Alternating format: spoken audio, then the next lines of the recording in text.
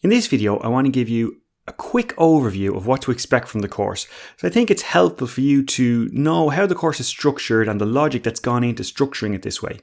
So the next section will focus on covering some of the basic beam bending theory. Understanding this material will be really important in allowing you to grasp the concepts introduced later on.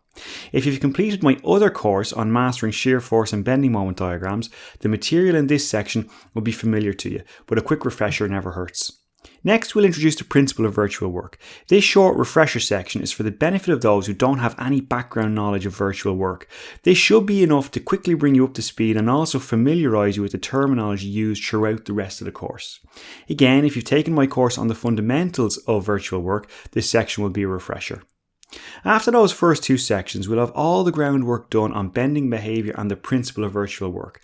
In the next section, we're going to bring all of this knowledge together and start developing the theory and equations required to apply virtual work to beam structures. Equipped with this knowledge, the following final section of the course is focused on practicing what you've learned. The section contains 5 challenge questions designed to test you and embed the theory you've learned up to this point.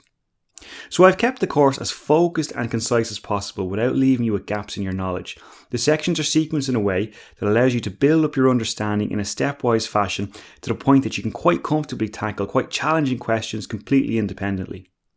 In the next video, I'll give you a couple of tips and pointers on how to get the absolute most out of this course.